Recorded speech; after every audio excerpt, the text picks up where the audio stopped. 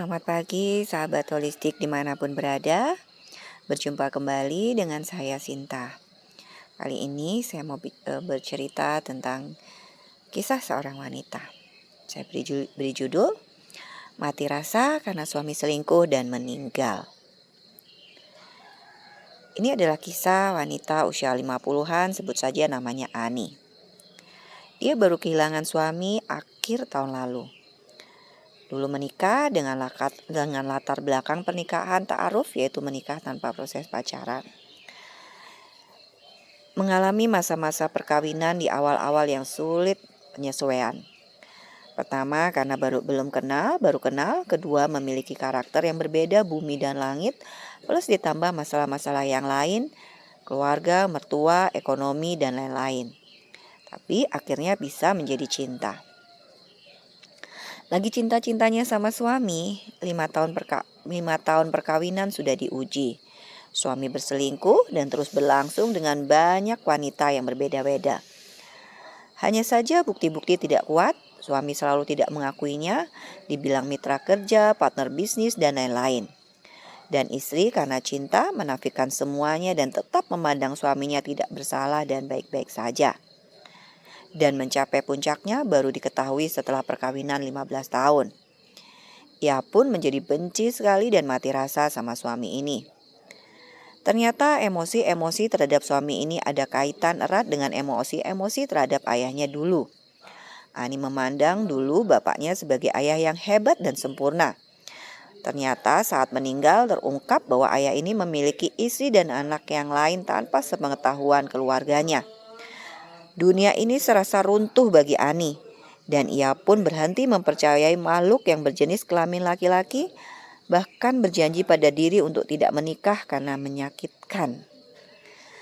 Sejak saat itu Ani pun berubah menjadi flat emosinya karena peristiwa itu terlalu menyakitkan bagi dirinya. Ayah yang selama ini menjadi sosok hero bagi dirinya, sosoknya hancur seketika. Ani menjadi sulit mempercayai siapapun di dunia ini termasuk laki-laki. Peristiwanya sama antara ayah dan suaminya saat ini. Emosi yang menyertainya pun sama. Apa pesan cintanya?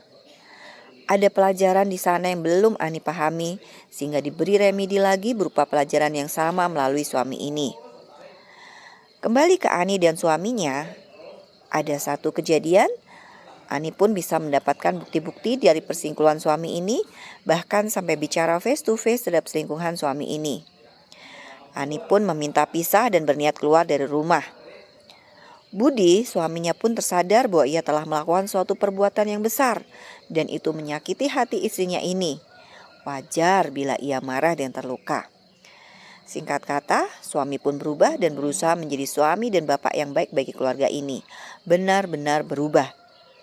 Akhirnya Ani pun luluh. Lagi cinta-cintanya, lagi jatuh cinta kembali sama suami. Suami divonis kanker usus. Lalu 2 tahun kemudian suami meninggal karena kecelakaan.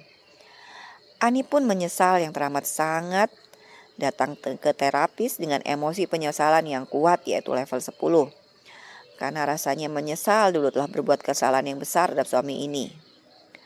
Benar suami salah dengan berselingkuh. Tapi saya menghukumnya dan memvonisnya bersalah dengan vonis dan hukuman seumur hidup. Ada suatu momen dalam hidupnya dia mendapat suatu pencerahan dari dalam dirinya bahwa ada peran dari masa lalu yang membentuk diri seseorang di masa sekarang. Mengapa suaminya bolak-balik berselingkuh? Padahal kurang apa?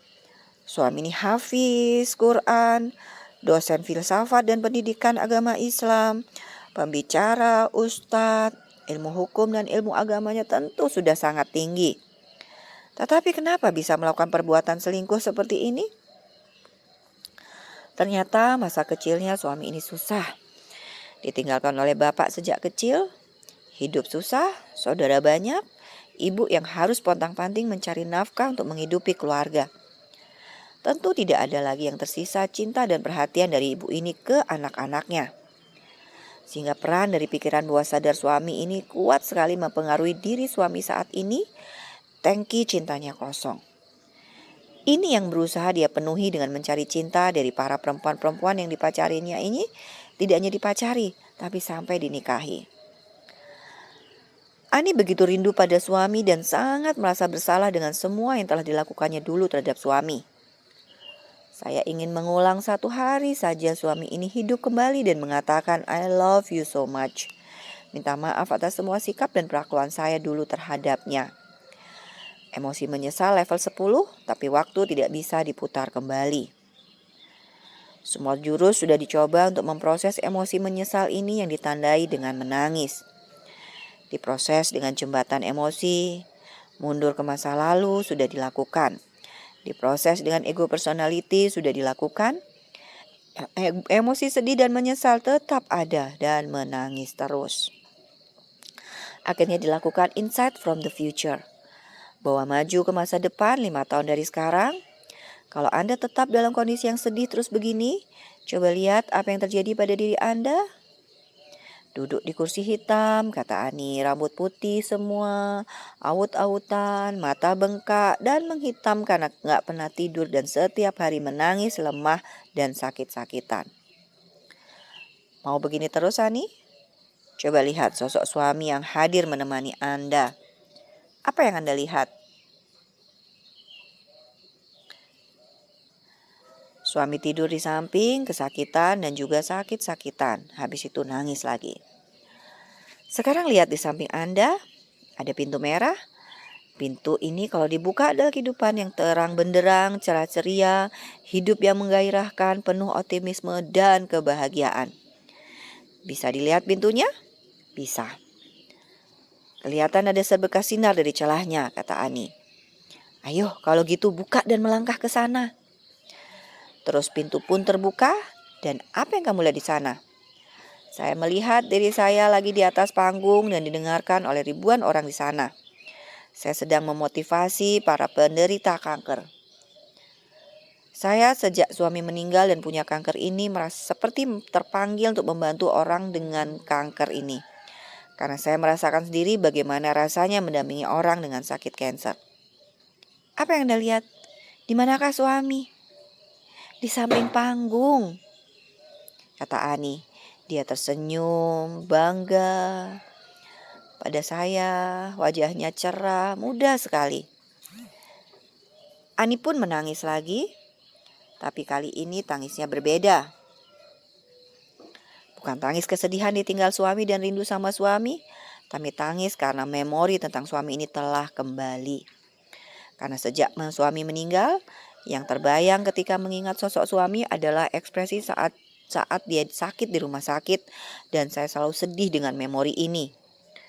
Sekarang saya melihat lagi suami saya yang dulu ganteng, penuh percaya diri, sehat dan bahagia, persis seperti suami yang saya kenal dulu di awal-awal hidup kami.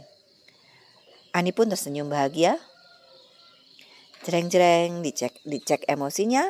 Ani pun merasa lega, plong, dan bahagia.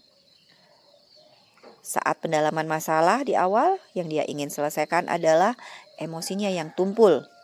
Dia tidak mampu mengingat apapun memori tentang suami dan seperti kehilangan rasa terhadap suami dan siapapun juga dan apapun juga dalam kehidupannya. Baik dalam kehidupan yang sekarang maupun masa lampau. Tapi sekarang semua telah kembali. Ani pun bahagia karena sosok suami yang sehat bahagia ini telah kembali.